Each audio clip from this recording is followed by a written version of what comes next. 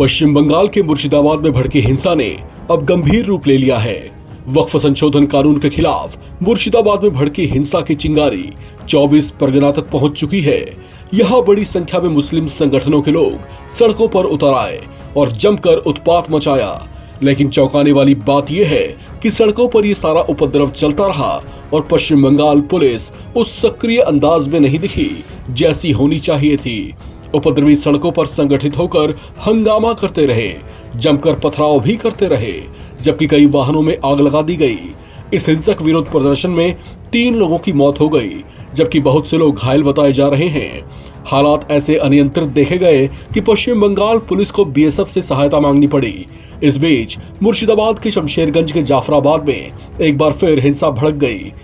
हालांकि इसके फौरन बाद केंद्रीय सुरक्षा बल के जवान एक्शन में आए और हालात को किसी तरीके से नियंत्रित किया।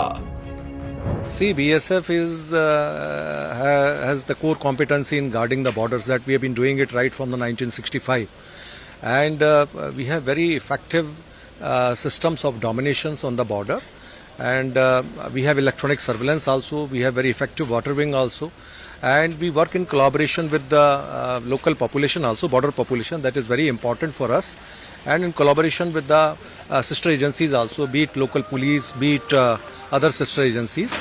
So we are guarding the border very effectively, and let me tell you, we have under the coordinated border management plan very effective collaboration with the border guard Bangladesh also. We have a lot of joint operational activities, and that is up to DG level, and we have been guarding the border very effectively, efficiently.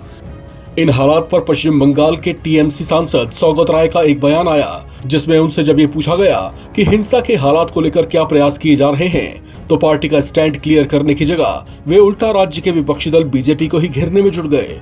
Mamata Banerjee सरकार की सराहना करते हुए उन्होंने कहा कि CM Mamata Banerjee को सरकार चलाना आता है।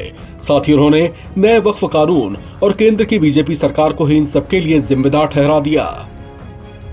अमित मालवीय एक फालतू आदमी है, बीजेपी का 5th कॉलमनिस्ट है। ममता बनर्जी बंगाल के लोगों का नेत्री है, वो जानती है कैसे बंगाल को चलाया जाए। बीजेपी को कोई जगह यहाँ पर नहीं है।